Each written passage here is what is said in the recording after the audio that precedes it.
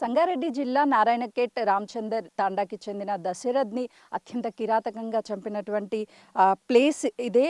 గత 3 రోజుల క్రితము దశరథ్ యజమానికి చెప్పి నేను ఇంటికి వెళ్తున్నాను, నాకు 20,000 రూపాయలు కావాలి, బండి కావాలి అని అడిగి యజమాని దగ్గర నుంచి తీసుకువచ్చి తను అమ్మాయిని కలవడానికి వచ్చినటువంటి సమయంలో ముందు నుంచే దశరథ్ కుటుంబానికి, గోపాల్ కుటుంబానికి మధ్య గొడవ నడుస్తుంది. పాపను కలవొద్దు అని చెప్పేసి గతంలోనూ దశరథ్‌కి చెప్పినట్లు చెప్తున్నారు. అయితే 9వ తారీఖున దశరథ్ అమ్మాయిని కలవడానికి హాస్టల్‌కి వెళ్ళాడు. ఆ తర్వాత 12వ తారీఖున అమ్మాయి కాల్ చేసి నేను ఇంటికి వచ్చాను, నన్ను కలువు అంటే 11 గంటల ప్రాంతంలో కలుస్తా అని చెప్తే లేదు, తెల్లవారుజామున 1, 2 గంటల ప్రాంతంలో నేను చెప్పినటువంటి ప్లేస్‌కి రావాలి అని అమ్మాయి కాల్ చేయడంతో వెంటనే దశరథ్ ఇదే ప్రాంతంలోకి వచ్చాడు. వచ్చినటువంటి సమయంలో పాప తల్లి, తండ్రి, మేనమామ, బాబాయ్ గోపాల్, మేనమామ, తండ్రి గోపాల్, పాప అమ్మ నలుగురు ఇక్కడికి చేరుకున్నారు. అప్పటికే దశరథ్‌తో వాగ్వాదానికి దిగారు. పాపని కలవొద్దని పలుమార్లు చెప్పినప్పటికీ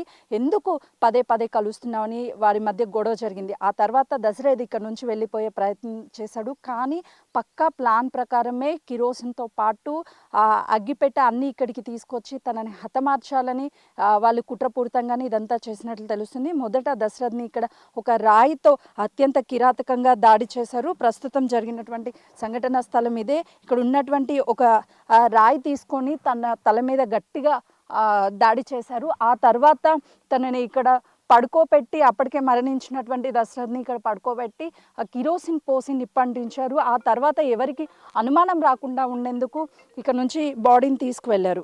ఆ టైంలో దశరథ్ గట్టిగా అరిసే ప్రయత్నం చేశాడు. కానీ చుట్టూ ఒకసారి చూస్తే ఇదంతా ఫారెస్టు, ఎవరు లోపలికి వచ్చే అవకాశం లేదు. దాంతోపాటు తన అరుపులు బయటికి కూడా వినిపించవు.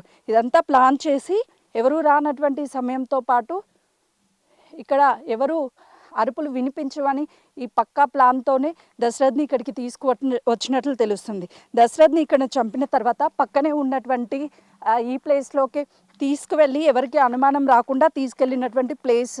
దశరథ్ మీద కిరోసిన్ పోసి నిప్పంటించిన తర్వాత ఎవరికి అనుమానం రాకుండా డెడ్ బాడీ కోసం వెతికంటే టైంలో ఎవరికి ఆనవాళ్ళు చిక్కకుండా ఇక్కడ ఉన్నటువంటి ఒక పెద్ద రాయి కింద డెడ్ బాడీని అయితే మాత్రం లోపలికి నెట్టేశారు. అప్పటికే పూర్తిగా కాలిపోయినటువంటి ఆ డెడ్ బాడీని రాళ్ల సహాయంతో మొత్తాన్ని మూసేసే ప్రయత్నం చేశారు. అయితే నిన్న దశరథ్ని చంపాను అని చెప్పేసి కుటుంబ సభ్యులు చెప్పిన తర్వాత ఇక్కడికి చేరుకొని పోలీసులు ఎక్కడ చంపారు ఏంటి అనే మొత్తం వివరాలను కూడా రాబట్టే ప్రయత్నం చేశారు.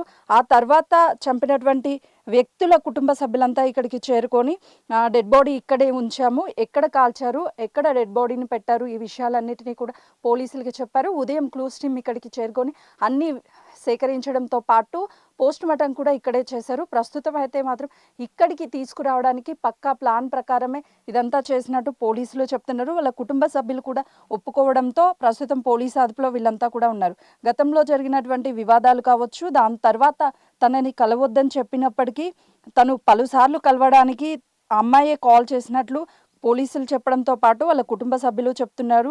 ఇక్కడ జరిగినటువంటి ఈ ఘటనతో ఒక్కసారిగా ఈ చుట్టూ పరిసర ప్రాంతంలో ఉన్నటువంటి వాళ్ళంతా కూడా భయోందోళనకు గురి అవుతున్నారు. గతంలో ఎప్పుడు ఇలాంటి ఘటనలు జరగలేదు. గోపాల్ కుట్రపూరితంగానే ఇదంతా చేశాడు, ఎవరికి అనుమానం రాకుండా చేసినప్పటికీ జరిగిన 4 రోజుల తర్వాత బయటికి వచ్చింది. ప్రస్తుతం ఈ ఘటన జరిగిన తర్వాత గోపాల్ కుటుంబ సభ్యులని పోలీసులు అదుపులోకి తీసుకున్నారు. పోస్ట్ మార్టం చేసిన తర్వాత కుటుంబ సభ్యులకి దశరథ్ మృతదేహాన్ని కూడా పోలీసులు అందజేశారు. కానీ దశరథ్ కుటుంబ సభ్యులు మాత్రం మాకు న్యాయం కావాలి, దశరథ్ని కోల్పోయాము, ఇప్పటికీ దశరథ్ భార్య ప్రెగ్నెంట్ కావడము, దశరథ్కి 2 పిల్లలు ఉన్నారు, వాళ్ళ భవిష్యత్ ఏంటి అని చెప్పేసి వాళ్ళ కుటుంబ సభ్యులు రోడ్డు మీద బైఠాయించి న్యాయం కోసం పోరాడుతున్నారు. పోలీసులు కేసుని బుక్ చేయడంతో పాటు వీళ్ళందరినీ కూడా అదుపులోకి తీసుకొని కేసును విచారిస్తున్నారు. కెమెరామెన్ శ్రీనుతో సుజాత, సంగారెడ్డి.